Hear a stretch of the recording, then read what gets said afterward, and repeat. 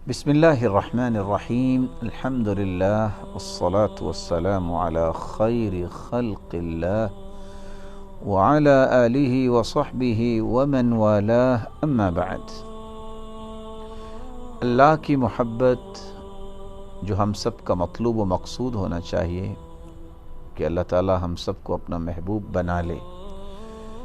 محبوب بننے کے لیے اور اللہ کی محبت حاصل کرنے کے لیے پچھلے پروگرام میں ہم نے بیان کیا کہ نماز کو اس کے وقت پہ ادا کرنا یہ عمل ایسا مبارک عمل ہے جس سے انسان اللہ کا محبوب بنتا ہے. عبداللہ ابن مسعود رضی اللہ تعالیٰ عنہ نے سوال کیا تھا، یا رسول اللہ صلی اللہ علیہ وسلم، ای العمل احب الی اللہ، کون سا عمل سب سے محبوب ہے اللہ کے ہاں؟ تو جواب دیا الصلاۃ علی وقتہا.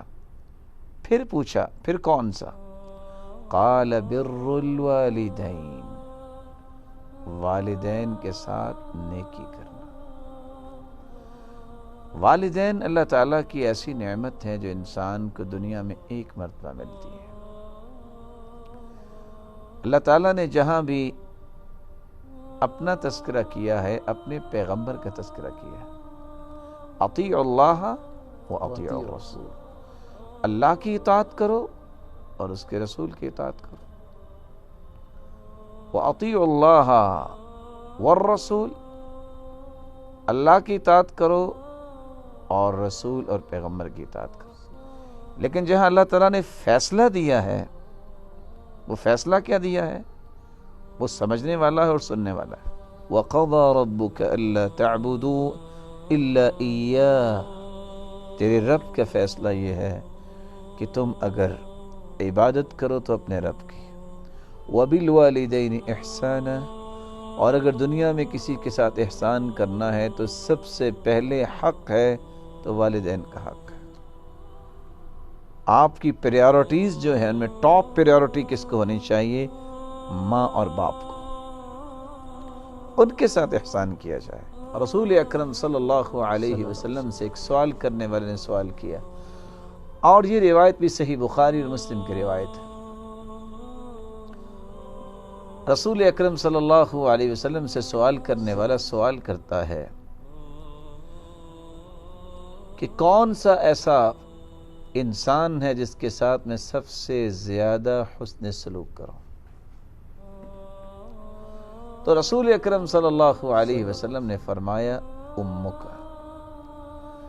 من احسن الناس صحبتاً، رسول اکرم صلی اللہ علیہ وسلم سے صحابی سوال کرتے ہیں اور یہ روایت صحیح بخاری اور صحیح مسلم کی ہے کہ مجھے یہ بتائیے کہ میرے احسان کا سب سے زیادہ حقدار کون ہے؟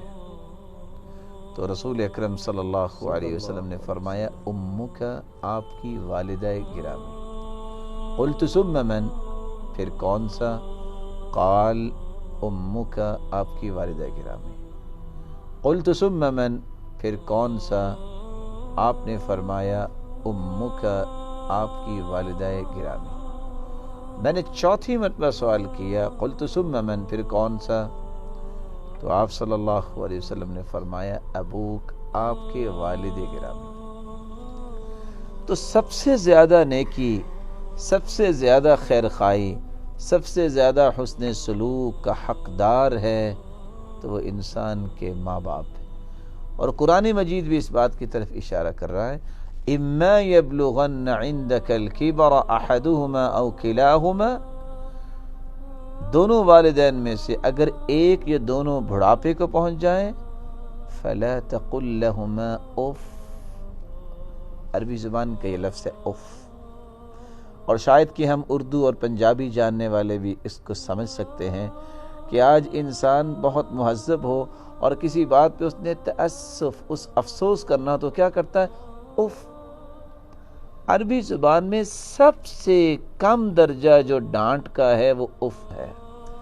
رسول اکرم صلی اللہ علیہ وسلم نے جو والدہ کے بارے میں 3 درجات کا تذکرہ کیا ہے اور والد کے بارے میں ایک بات بیان کی ہے، اس ضمن میں 2 گزارشیں آپ کے سامنے رکھنا چاہوں گا. سب سے پہلے تو ان لوگوں کے لیے یہ خوبصورت جواب ہے جو کہتے ہیں کہ اسلام نے عورت کو حق نہیں دیا، اور اس صحیح بخاری اور صحیح مسلم کی روایت کی روشنی میں ایک دانش مند اور عقل مند یہ کہہ سکتا ہے کہ اسلام نے تو عورت کو 3 حق دیے ہیں اور مرد کو 1 حق دیا ہے۔ اور دوسری جو میں گزارش کرنا چاہتا ہوں کہ اصل راز کیا ہے؟ والدہ کو جو تکلیفیں برداشت کرنی پڑتی ہیں، ان تکلیفوں کو سامنے رکھتے ہوئے شریعت نے اس کو 3 حق دے دیے۔ کس طرح وہ پیدائش سے پہلے 9 مہینے صبر کرتی ہے، کس طرح پھر ولادت کے وقت اسے تکلیفیں برداشت کرنی پڑتی ہیں، اور پھر اس کی پرورش میں کس انداز سے اسے اپنی زندگی کھپانی پڑتی ہے۔ یہی وجہ ہے بریدہ رضی اللہ تعالی عنہ بیان کرتے ہیں کہ ایک شخص اپنی والدہ کو کندھے پہ اٹھا کے لایا اور حج کروا رہا ہے، اور ایسی سخت دھوپ میں کہ انسان کا جسم پگھل رہا ہے، اور آ کے سوال کرتا ہے یا رسول اللہ صلی اللہ علیہ وسلم، کیا میں نے اپنی ماں کا حق ادا کر دیا؟ تو آپ نے جواب کیا دیا؟ وَلَوْ بِزَفْرَةٍ مِّن زَفَرَاتِهَا، تم نے ولادت کے وقت جو اسے تکلیفیں برداشت کرنی پڑتی اس میں ایک تکلیف کا بھی بدلہ نہیں دے سکے۔ اور دوسری روایت کے الفاظ ہیں وَلَوْ كَقُلَامَةِ ظُفُرٍ، یہ ناخن جتنا بڑا ہوتا ہے تم نے اتنا بھی حق اس کا ادا نہیں کیا۔ اس لیے رسول اللہ صلی اللہ علیہ وسلم کے پاس جب ایک شخص آیا اور آ کے کہنے لگا کہ میں آپ سے مشورہ کرنا چاہتا ہوں، جہاد پہ جانا ہے، آپ نے فرمایا تم نے اپنے والدین سے اجازت لی ہے؟ جاؤ ان کے پاس جاؤ، فَفِيهِمَا فَجَاهِدْ، ان کی خدمت کرو، اس کا بھی اجر جہاد کے برابر۔ اور دوسری روایت کے الفاظ ہیں رسول اکرم صلی اللہ علیہ وسلم نے فرمایا ان الجنہ تحت اقدام الامہات، ماں کے قدموں تلے اللہ نے جنت رکھی ہے۔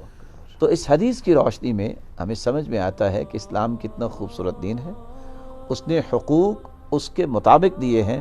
اور یہاں ایک ضروری نقطہ جو میں ناظرین کو بھی پیش کرنا چاہوں گا، اسلام دین عدل ہے۔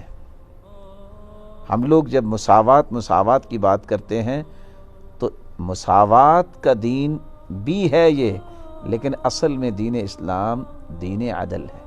مساوات سے مراد یہ ہے کہ ہر ایک کو برابر حصہ ملے، کہ جو مرد کو ملا ہے وہ عورت کو ملے۔ تو دین اسلام دین عدل ہے۔ دین عدل کا مراد یہ ہے کہ وہ ہر ایک کو اس کے استحقاقات پورے ادا کرتا ہے۔ جس طرح اللہ تعالیٰ نے حق رکھے ہیں ان حقوق میں کوئی کمی نہیں کرتا۔ مرد جس کو باہر کام کرنا ہے، عورت کس طرح اولاد کے ساتھ جڑی ہوتی ہے، یا عورت کو 3 حق دے دیے اور مرد کو بھی 1 حق دے دیا، لیکن مرد کو محروم پھر بھی نہیں کیا۔ رسول اکرم صلی اللہ علیہ وسلم نے فرمایا کہ ماں کے قدموں تلے جنت ہے، تو باپ کے بارے میں فرمایا الوالد اوسط ابواب الجنہ، باپ جنت کا درمیانہ دروازہ ہے۔ آپ یہ کہہ سکتے ہیں جنت کا بڑا دروازہ ہے، کیونکہ عموماً جب آپ کوئی جگہ تیار کرتے ہیں تو درمیانہ دروازہ بڑا ہی ہوتا ہے۔ اس سینس میں وہ جنت کا دروازہ ہے۔ اور رسول اللہ صلی اللہ علیہ وسلم نے فرمایا رضا الرب فی رضا الوالدین وسخط الرب فی سخطہما، اگر کوئی شخص اللہ کو راضی کرنا چاہتا ہے تو ماں باپ کو راضی کر لے، اگر اللہ کو ناراض کرنا چاہتا ہے تو ماں باپ کو ناراض کر لے۔ تو اللہ تعالیٰ نے اپنی رضا اور اپنی ناراضگی کو ماں باپ کی رضا اور ناراضگی کے ساتھ جوڑ دیا ہے۔ اس لیے رسول اللہ صلی اللہ علیہ وسلم فرماتے ہیں دخلت الجنہ، میں جنت میں گیا، فسمعت قراءہ، میں نے قرآن مجید کی تلاوت سنی، فقلت من ھذا، یہ کون ہے؟ جواب ملا حارثۃ بن النعمان، یہ حارثہ بن نعمان ہے۔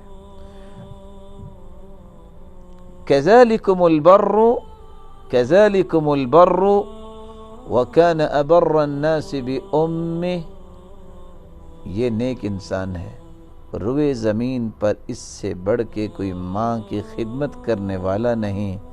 اللہ نے اس کا بدلہ کیا دیا؟ وہ زمین پہ بیٹھے قرآن پڑھتا ہے، اس کی تلاوت کی لذت سے جنتی محظوظ ہو رہے ہیں۔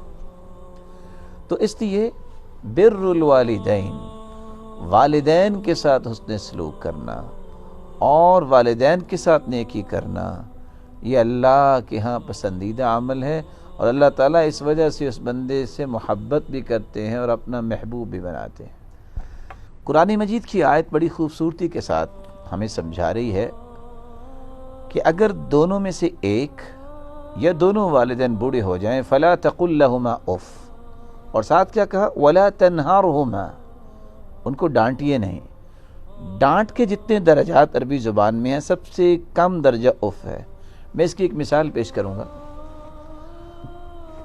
گرمی کے موسم میں اگر ماں کہتی ہے، والدہ گرامی کہتی ہیں، بیٹا مہمان تشریف لائے ہیں اور ان کے لیے آپ یہ اور یہ اور یہ چیزیں لے کے آؤ۔ اوبیڈینٹ بچہ ہے اور وہ جاتا ہے سامان لے آتا ہے، والدہ گرامی کہتی ہیں بیٹا میں بھول گئی، دہی بھی لے کے آؤ۔ وہ اگر کھڑا کھڑا کہتا ہے اف دوبارہ جاؤ، یہ اف کہنا بھی اس کے لیے جائز نہیں ہے۔ وَلَا تَنْهَرْهُمَا، اور اسے ڈانٹنا تو بالکل جائز نہیں ہے۔ وَقُلْ لَهُمَا قَوْلًا كَرِيمًا، اور ان کو عزت والی بات کہو، ان کی عزت نفس بھی خراب نہ ہو۔ قَوْلًا كَرِيمًا، ایسی بات، ایسا قول جس سے ان کی عزت باقی رہے، ان کی عزت میں کوئی فرق نہ آئے۔